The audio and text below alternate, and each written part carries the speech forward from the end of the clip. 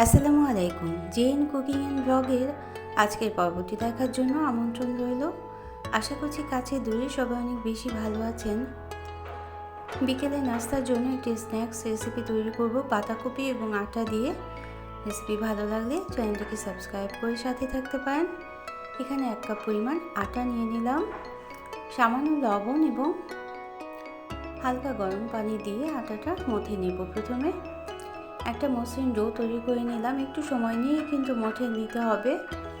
তারপর উপরে তেল ছড়িয়ে ঢেকে রেখে দেবো, রেস্টে রেখে দেবো 20 মিনিটের মতো। এবং পুরটা আমরা তৈরি করে নেব। 1 কাপ পরিমাণ পাতাকপি নিয়ে নিলাম। পাতাকপিটা কুচি করে কেটে নিয়েছি। মাঝের অংশে যে নরম ধরনের পাতাকপিটা থাকে সেটাই নিয়েছি। 1 চা চামচ লবণ এবং হলুদের গুঁড়ো আর শুকনো মরিচের গুঁড়ো দিয়ে এবং চাট মশলা দিয়েছিলাম 1 চা চামচ পরিমাণ। এই অল্প কিছু মশলা দিয়ে কিন্তু আমরা পুরটা তৈরি করে নেব। পাতাকপিটা যখন ভাজা ভাজা হয়ে যাবে শেষের দিকে একটা উপকরণ যোগ করতে হবে। পাতাকপিতে যে পানি উঠেছিল সেই পানি দিয়ে কিন্তু পাতাকপিটা ভাজা হয়ে গিয়েছে। এখন আধা কাপ পরিমাণ দুধ নিয়ে নেব। আধা কাপ দুধ দিয়ে দেব প্রথমে এবং তারপর 1 টেবিল চামচ পরিমাণ কর্নফ্লাওয়ার দুধের সাথে মিশিয়ে দিতে হবে। এটা যদি যে কোনো স্ন্যাক্সের পুরে যোগ করেন তাহলে কিন্তু স্ন্যাক্সটা তৈরি করা অনেক সহজ হবে এবং খেতেও লাগবে অনেক বেশি ভালো।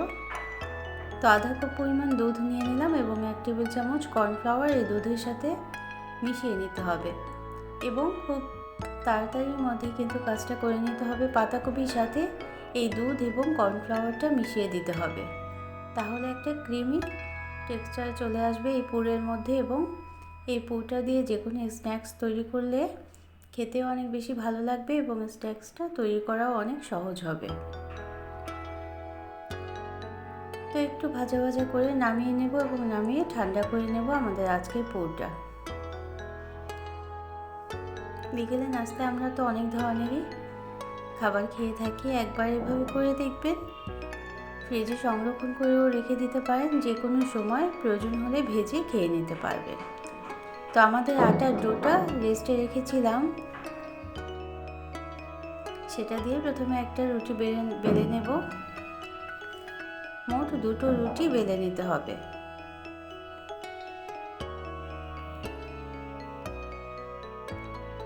তো আমার রেসিপি ভালো লাগলে একটা লাইক দিয়ে দেবেন, প্রয়োজনে কমেন্ট করবেন আর শেয়ার করতে পারেন ফ্রেন্ডস অ্যান্ড ফ্যামিলির সাথে। আর যারা প্রথম ভিজিট করছেন চ্যানেলটিকে, তারা চাইলে চ্যানেলটিকে সাবস্ক্রাইব করে বেল বাটন প্রেস করে অল অপশনটা সিলেক্ট করে সাথে থেকে যেতে পারেন।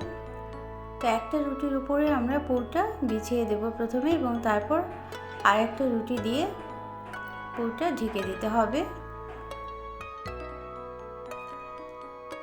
এখন এই দুটো রুটির এই স্ন্যাক্সটা আমরা স্টিম করে নেব একটা স্টিমারে দিয়ে, অথবা যে কোনো গরম পানির পাতিলের উপরে একটা স্ট্রেইনার বসিয়ে দিয়ে আমরা কিন্তু এই স্ন্যাক্সটা প্রথমে স্টিম করে নেব। আমি 4 টুকরো করে কেটে নিলাম এবং 1 টুকরো নিয়ে নিলাম। 1 টুকরোর উপরে আমার পাতাকপির পুর দিয়ে, এটা কিন্তু দেখে বুঝে নিতে হবে কিভাবে করছি আমি স্ন্যাক্সটা। জাস্ট এই রুটির মধ্যেই কিন্তু পাতাকপির পুরটা আমরা দিয়ে দিয়েছি এবং স্টিম করে নিয়েছি 10 মিনিট। স্টিম করে নেওয়ার পর আমরা ছোট পিস করে কেটে নেব এই স্ন্যাক্সটা। ছোট পিস করে কেটে নিয়ে এখন একটা ব্যাটার তৈরি করে নেব। এই ব্যাটারের মধ্যে আমরা চালের গুঁড়ো দিয়েছি এবং বেসন দিয়েছি আর একটা ডিম দিয়ে দেব এবং সামান্য জিরে গুঁড়ো এবং চিলি ফ্লেক্স দিয়েছিলাম একটা ডিম দিয়ে, এবং সাদা তিল দিয়েছিলাম সামান্য পরিমাণ। খুব ভালোভাবে মিশিয়ে নিতে হবে এই ব্যাটারটা। এই ব্যাটারে চুবিয়ে আমরা কিন্তু স্ন্যাক্সটা ভেজে নেব। খুব ইজি প্রসেস, কিন্তু খেতে লাগে অনেক বেশি ভালো। বিকেলের নাস্তায় একটা নতুন মাত্রা যোগ করবে এভাবে করে স্ন্যাক্স তৈরি করলে।